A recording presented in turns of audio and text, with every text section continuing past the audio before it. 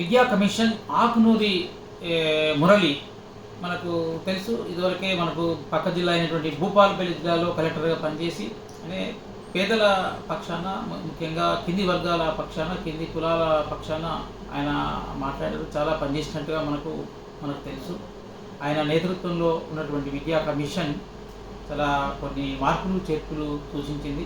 బహుశా ఆయన యొక్క సూచనల ప్రకారమే కావచ్చు, నిన్న రాష్ట్ర ముఖ్యమంత్రి రేవంత్ రెడ్డి ప్రతి నియోజకవర్గానికి కాకపోయినా 100 నియోజకవర్గాలు 100 పబ్లిక్ స్కూల్స్ కొత్తవి ఏర్పాటు చేయాలి.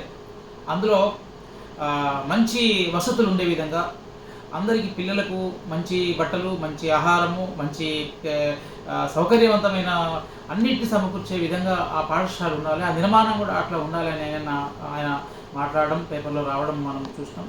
ఇది ఆహ్వానించదగిన పరిణామం. ఎందుకంటే ఈరోజు కార్పొరేట్ స్కూల్స్, కార్పొరేటు కాలేజీల వల్ల కేవలము కొద్దిమందికే మంచి విద్య, నాణ్యమైన విద్య అందేటువంటి అవకాశం ఉన్నది. ఇది ప్రభుత్వం కనుక చొరవ తీసుకొని ఇలా పాఠశాల స్థాయిలో అత్యున్నతమైన నాణ్యమైన విద్యను అందించే ప్రయత్నం చేస్తే కింది వర్గాల నుంచి కూడా ప్రతిభావంతులైనటువంటి పిల్లలు మంచి పౌరులుగా, ఉన్నత విద్యావంతులుగా, మంచి నైపుణ్యవంతులుగా ఎదగడానికి అవకాశం ఉంటుంది. ఇది మంచి పరిణామంగా మనం మంచి పరిణామంగా మనం భావించాలి.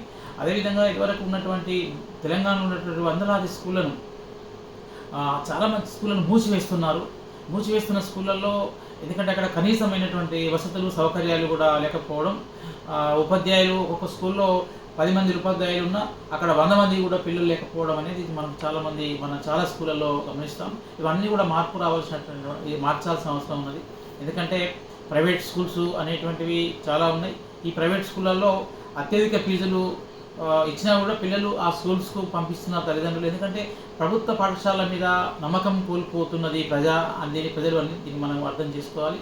అంటే దగ్గరలో ఉన్నటువంటి ప్రభుత్వ స్కూల్కి వెళ్ళలేని పరిస్థితులు, అంటే సరైనటువంటి టీచర్స్ని అక్కడ ఉపాధ్యాయులు నియమించకపోవడము, సరైన వసతులు ఉండకపోవడము, సరైనటువంటి రిజల్ట్స్ని ఇవ్వకపోవడము అనేటువంటిది ఇది శోచనీయం. అన్ని పాఠశాలల్లో కూడా సరైన విద్యను, సరైన పద్ధతులను, సరైన అవసరాలన్నింటినీ కూడా సమకూర్చాల్సిన అవసరం ఉంది. దీనిలో ఇంకా వీలైతే ఎక్కువ బడ్జెట్ను కేటాయించాల్సిన అవసరం ఉంది. విద్యా విషయంగా కొంత ఈ మార్పులు చేర్పులు చేస్తున్నందుకైనా మనం స్వాగతించాలి. ఈ ప్రభుత్వాన్ని మనం ఈ సందర్భంలో అభినందించాలి కూడా.